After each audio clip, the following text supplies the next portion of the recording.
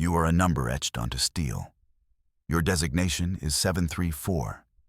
This is your identity in the great void. You are a tool, perfectly crafted for war. Your home is the cockpit of a Fury-class interceptor. It is a space of cold chrome and soft blue light. Every button and switch is an extension of your will. Your thoughts are clean, uncluttered, efficient. You execute orders without question or pause. This is your function. It is your purpose. Below you, the academy grounds sprawl in perfect grids. Training simulators gleam under artificial suns. Thousands like you run drills. They share your face. They share your conditioning. You are one cell in a vast, unbeatable body. The regime is eternal. You are its loyal hand. Your life is measured in mission cycles. Wake, brief, fly, debrief, sleep. There is no past. There is only the next sortie. There is no future. There is only the current command. This sterile loop is the only world you know. It has always been enough. Your squadron cuts through the blackness in perfect formation. 7 fighters flying as one. The star-born light does not touch your thoughts. Emotion is a flaw in the code, a bug to be purged. Your mind is a fortress of logic and obedience. Nothing has ever breached its walls. Until today. A new order arrives. It does not come through the usual channels. It is a ghost packet, deeply encrypted. Your ship's computer flags it as a priority 1 directive, originating from High Command itself. You are to break formation, immediately. Your wingmen do not question it. The order is copied to their system simultaneously. You are reassigned, a solo mission. Your new flight path takes you toward a ghost facility, a decommissioned orbital station in a quiet sector. The mission objective is simple and strange. You are to retrieve sensitive biological assets. The words are clinical, devoid of detail. Assets, not personnel, not prisoners, assets. Your programming accepts the directive. Your hands move on the controls with practiced grace. But a flicker, a tiny, unfamiliar signal, registers in your mind. You dismiss it as a stray energy spike from the comms burst. Anomalies happen. The void is not always silent. You are 734. You follow orders. You bank your ship away from your squadron. You are a silver dart heading into the unknown, toward a mission that feels different. The orbital station is a skeleton against the stars. Its lights are off. Its docking arms are still. It is a place of endings, a tomb in the sky. You receive automated docking clearance. No human voice, no welcome. Just a machine talking to a machine. That is what you are, after all. You guide your interceptor into the hangar bay. The great doors close behind you, sealing you in darkness. Then the lights flicker on. Cold, white, automated cranes and cargo loaders stir from slumber. They approach a sealed container in the center of the bay. Your ship's manifest updates. Cargo acquired. You feel the magnetic clamps engage your hull.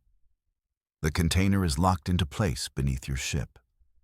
Your orders are to transport it to a processing center, a place designated only by a string of numbers.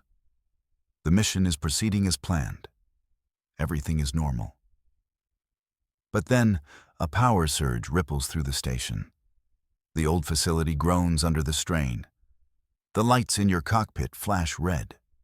Your systems reboot. And for a moment, a single second, the manifest file corrupts. The label biological assets dissolves into raw data, and an image flashes on your screen. It is not a string of code. It is a face, a woman, her expression fearful. Another face, a man, his arm around her, and a third, a small child held in his arms. They are not assets. They are a family.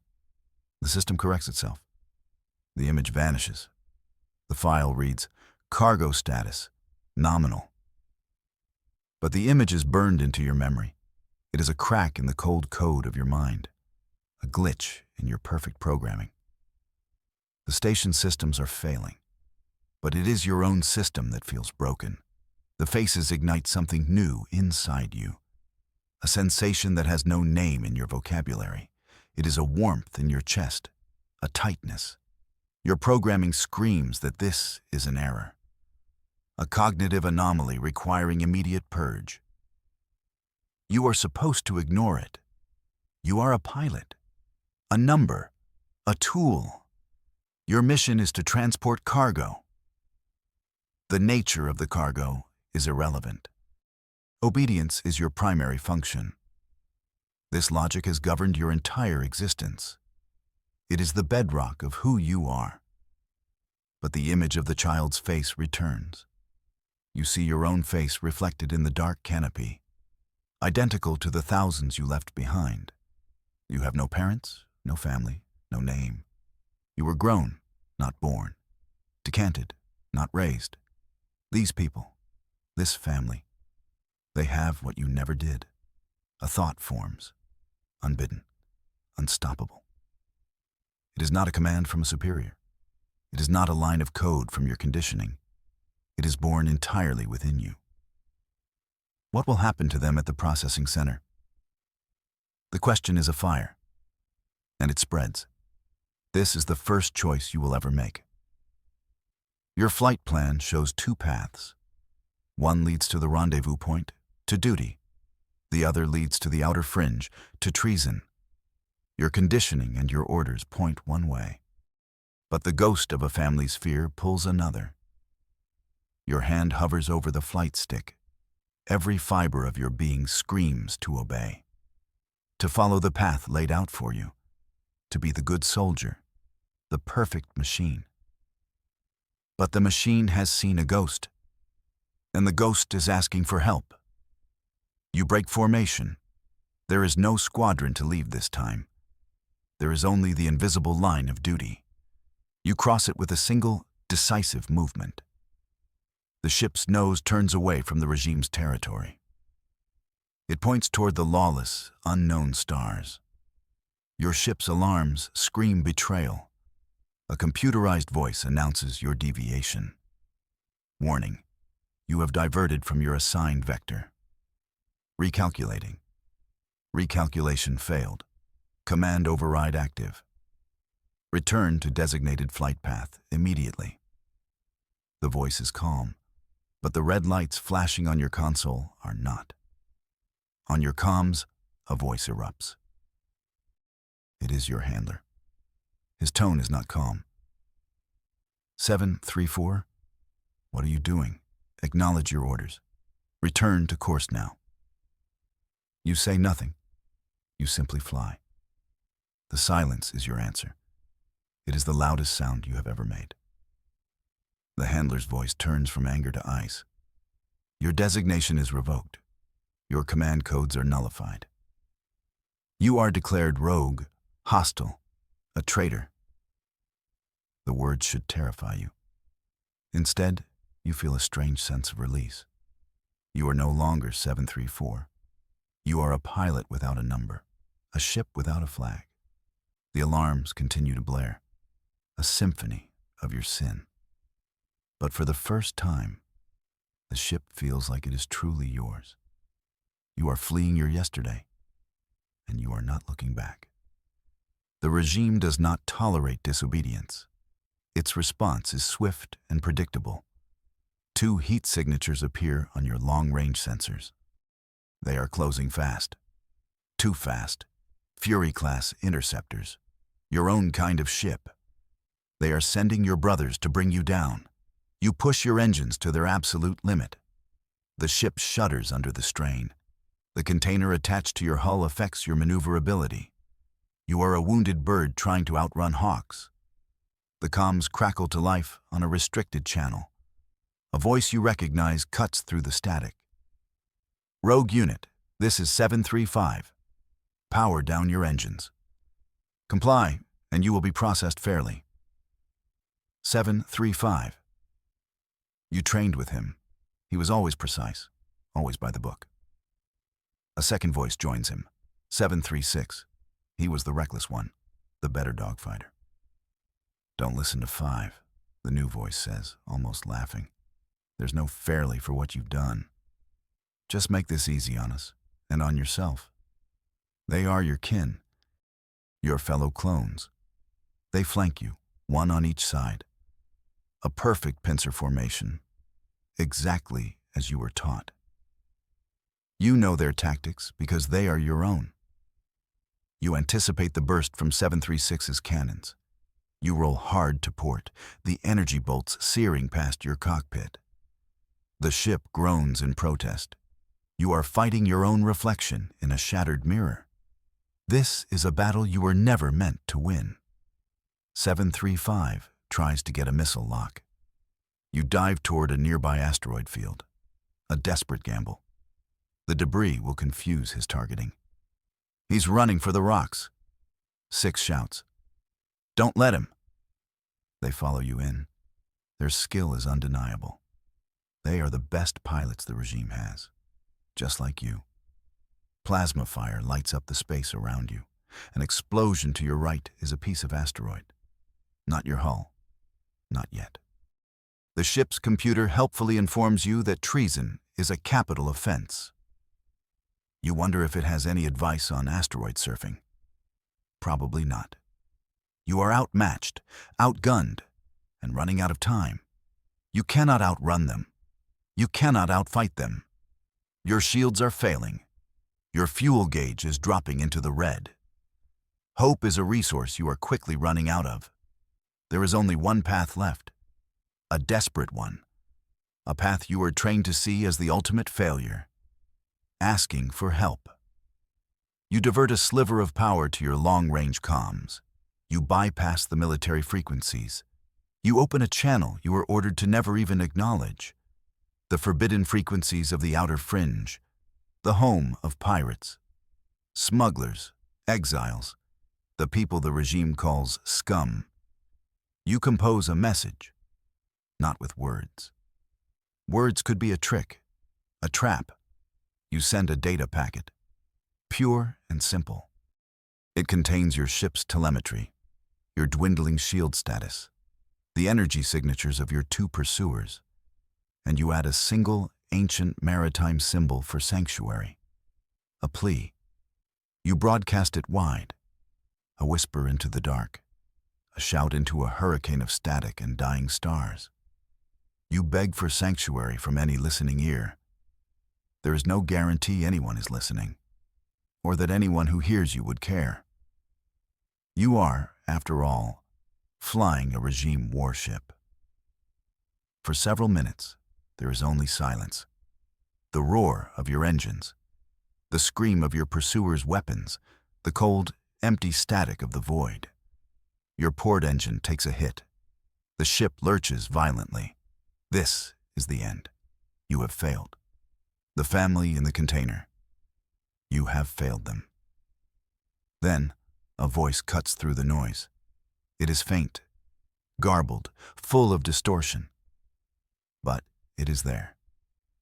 Regime ship, your plea is received. The voice is rough, weathered, like grinding stone. We are colony, haven. We can offer safe harbor. Hope. It feels like a physical shock, but the voice is not finished. Our offer comes with conditions. We don't trust your kind. You follow our coordinates precisely. No deviations. And you will navigate the serpent's boneyard to reach us. One wrong move, and we will be the ones to shoot you down. Their trust is a fragile and uncertain thing. But it is the only thing you have. The coordinates appear on your navigation screen. They lead directly into a swirling nebula of gas and debris. The Serpent's Boneyard, a place where ships go to die, a place where navigation sensors are useless. Your pursuers see your change of course. He's heading for the Boneyard! 736 yells. He's insane. Command advise. 735 says, his voice tight. They are hesitating. The boneyard is infamous. Only a fool or a master pilot would enter it during a chase. You are hoping they think you are the former. You push the throttle forward and plunge into the cloud. The universe dissolves into a fog of green and purple gas. Your sensors go wild. Alarms shriek. Warning. Navigation sensors offline. Manual control required. This is it. A test only the best can survive. This is what they made you for. The boneyard is a graveyard. The twisted hulls of ancient warships drift like ghosts. Jagged shards of metal and ice spin in deadly orbits. An autopilot would be shredded in seconds. Your hands dance across the controls. It is a ballet of instinct and reflex. You weave through the wreckage. A sharp turn to avoid a derelict freighter's spire. A barrel roll to dodge a spray of crystalline ice. Your pursuers are still behind you. But they are more cautious, less agile. The boneyard is a weapon on your side. The family, the cargo, you feel the weight of their container. You are not just flying for your own survival now. You are flying for them. That thought gives your hands a steadiness they lacked before. You are no longer just a machine reacting to stimuli. You are a guardian, a shield. A piece of wreckage the size of a fighter clips your starboard wing. The impact sends a shudder through your entire frame. You fight the controls to stabilize your ship. 736 sees his opportunity. He surges forward, firing wildly into the gas cloud, trying to hit you blind. It's a rookie mistake. A mistake born of frustration. You use his recklessness against him.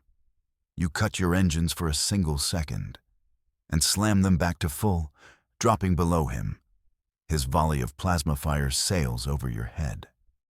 It strikes a massive, unstable asteroid of frozen methane. The asteroid fractures. Then it explodes. The shockwave hits 736's ship head-on. His shields flare, then collapse. You see his interceptor spinning out of control, vanishing into the deep gloom of the nebula. 1 down. 7-3. 5, the cautious one, breaks off the pursuit. He will not risk the same fate. He retreats from the boneyard. You are alone. You are alive. You have passed the test. Now, only the welcome remains. You emerge from the boneyard, your ship battered and smoking. Before you hangs a small, rocky planetoid. Haven. It looks more like a fortified rock than a home. You transmit the agreed-upon landing codes. The response is immediate and cold. Bay 3. Power down all systems upon landing. Exit the vessel with your hands in the air. Any deviation will be met with lethal force. We are watching. So much for a hero's welcome. You guide your wounded ship into the landing bay. The hangar doors are ancient and groan in protest. They close behind you with a sound of finality. You power down the engines. The silence is absolute. You unstrap yourself. Your hands are shaking. You take a deep breath. Then you open the cockpit. The air smells of recycled oxygen and metallic dust. As you climb down the ladder, you see them. At least 20 people are waiting for you. They are not a welcoming committee. They are a firing squad. They hold mining blasters and old military rifles. Their faces are grim. Their eyes are full of suspicion. Your uniform marks you. It is the symbol of their oppressor. The gray fabric and clean lines of the regime. To them, you are the jackboot on their neck. The pilot who firebombs worlds for non-compliance. They see a monster who has crawled out of a monster's ship.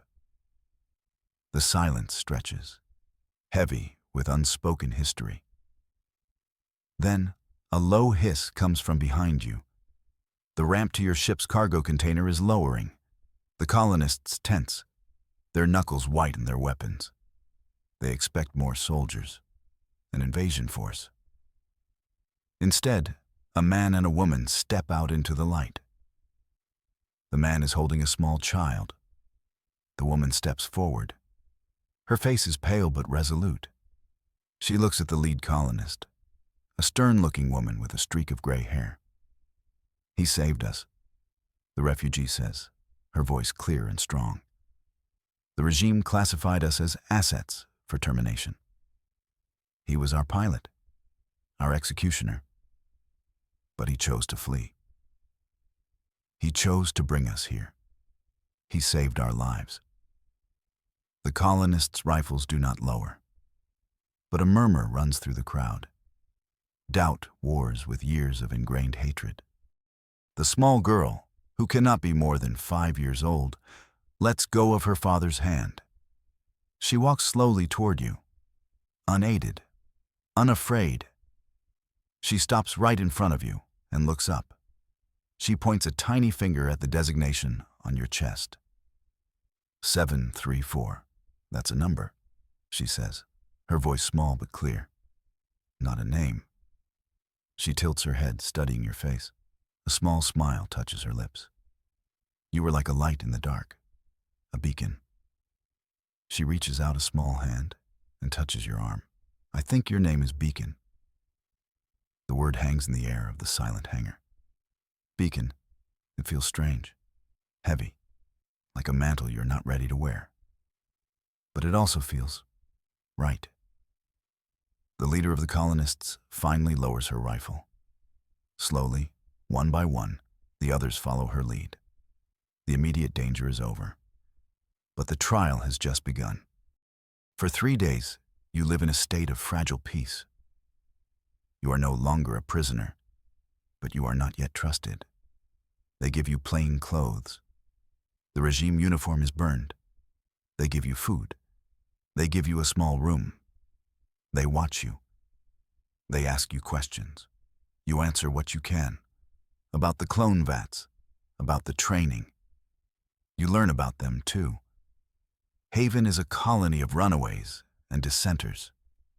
People whose worlds were crushed by the regime's expansion. They have been fighting your kind for generations. Every family here has lost someone to a pilot in a gray uniform. You are a constant, living reminder of their pain. The family you rescued becomes your only advocate. The father, Kyle. The mother, Alara. The daughter, Lyra. It was Lyra who named you. She follows you around the colony like a small shadow, asking you questions about the stars. She is the only one who looks at you without suspicion. You begin to feel something other than duty or fear. A sense of belonging, a connection. You help them repair your ship using your technical knowledge. You share what you know of regime patrol routes. Slowly, very slowly, the ice begins to thaw.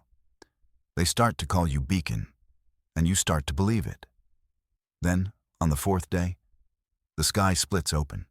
There is no warning, no sensor trip, just a silent, terrifying flash of silver and gunmetal gray. A regime Monarch-class battlecruiser appears in low orbit. It is a beast of a ship, 10 times the size of anything Haven possesses.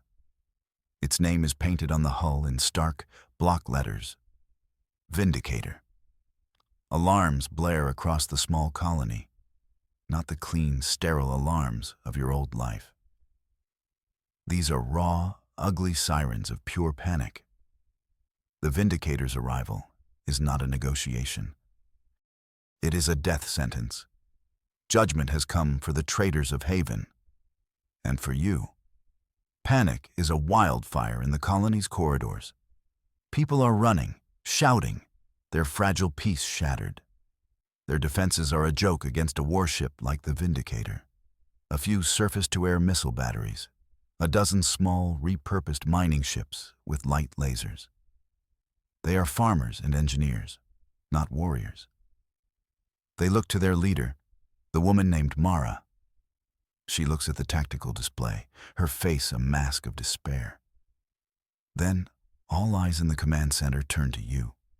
the enemy they feared just days ago, the monster in the gray uniform. Now, you are their only hope. You step forward. Your mind is strangely calm. The fear is gone, replaced by a cold, sharp focus. The same focus you had in the cockpit of your interceptor. But this time, it is not for the regime. It is for these people. For Haven. For Lyra. You look at the schematics of the Vindicator on the screen. You know this ship. You studied it for 1,000 hours in simulation. You know its weapon placements, its shield frequencies, its blind spots. You know the mind of its captain. He will be a graduate of the same academy as you. He will follow the same tactical doctrines. He will be proud, arrogant, predictable, and that will be his undoing. A desperate plan forms in your mind, a strategy born of clone conditioning, a plan to use the regime's own tactics against itself. They are strong, you say, your voice steady, but they are rigid. Their strength is their weakness. We can use it. Mara looks at you. How? She asks, her voice thin. You have canyons on this rock, you say, deep ones. And your mining ships are small. We will not fight them in the sky. We will fight them in the dirt. You are in the cockpit of a ship that smells of burnt ozone and sweat. It is a star hauler mining vessel. Slow, clumsy, nothing like your sleek Fury interceptor. The controls are heavy. The response time is terrible. It is, without a doubt, the worst ship you have ever flown. And you are about to lead a fleet of them into battle. 11 other mining ships form up around you. Their pilots are civilians, scared but determined. You are their commander now, their wing leader. Listen to me, you say over the comms channel. Fly low, fly fast. Do not break formation unless I order it. Our target is not the ship. It's the pilot, the captain. We are going to make him angry. The Vindicator launches its first wave of fighters, sleek, modern interceptors, just like the one you abandoned. They expect an easy victory, moths to a flame. All ships dive. You command. Your small fleet plunges toward the planetoid's surface, into the winding labyrinth of deep rock canyons. The regime fighters follow, as you knew they would. They are faster, more agile, but the canyons are tight. Fire your mining lasers, you order. Not at them, at the canyon walls. The pilots obey. Beams of superheated energy strike the rock. The canyon walls flash and start to crumble. Dust and debris fill the narrow passages, creating a smokescreen. The enemy pilots are flying blind. Their advanced sensors are useless in the chaos. One of them clips a rock outcropping and explodes. Another pulls up too late and smashes into an overhang. You are turning Haven's very substance into a weapon. The hunters have become the hunted. The Vindicator's captain grows impatient. He orders his fighters back. He will deal with this himself. The massive battlecruiser descends from orbit. Its huge turbolaser cannons begin to track your small fleet. This is the moment you were waiting for. Now, you say. Bring him in. You lead your ships out of the canyons. A taunting run, right across the Vindicator's bow. The captain takes the bait. He roars in frustration. His main guns fire, a volley of immense power. Break! You scream. Your ships scatter. The turbolaser bolts hit nothing but rock, but they superheat the canyon entrance, causing a massive landslide. You lead the Vindicator on a chase across the surface, weaving through rock spires and treacherous valleys, forcing the huge ship to maneuver in ways it was never designed for. Its shields scrape against canyon walls. Sparks fly. The captain is making mistakes. He is emotional. He has forgotten his training. You have one last trick, one final, desperate move. You signal to Mara in the command center. Now, you say. On a high plateau, a hidden comms tower activates. It broadcasts a single, powerful ghost signal, the electronic signature of a second battlecruiser. The Vindicator's captain sees it on his screen. He believes a regime relief force has arrived. He sees a chance for glory, to show his superiority. He turns his ship to face the ghost signal, exposing his rear engines and auxiliary power conduits, the weakest point on the entire ship. All ships, you command, your voice a low growl. Target the engine housing, full power. Your small fleet of mining ships swarms the Vindicator's stern. It is a pack of wolves attacking a stunned bear. Our lasers were never meant for combat, but against an unshielded engine, they are devastating. Conduits rupture, power cells overload. A chain reaction begins deep within the warship. The captain realizes his mistake too late. The Vindicator shudders. Then it begins to fall apart. It dies not with a roar, but with a series of silent, brilliant flashes. A monument to one man's arrogance. A victory for the desperate. The battle is over. The sky above Haven is quiet. Only the burning wreckage of the Vindicator remains. A cheer erupts on the comms channel. A raw, human sound of disbelief and joy. They have won. You have won. But your victory is not a secret. The entire battle, from your plea in the boneyard to the final explosion, was broadcast on fringe channels. Every outlaw listening post, every rebel cell, every forgotten colony heard it. They heard the story of Haven. They heard the story of the clone who refused his programming. The pilot who defeated a Monarch-class cruiser with mining ships. You look at the burning debris falling like rain. You are no longer a number. You are not just a name. You are a cause. And a rebellion has just found its first spark.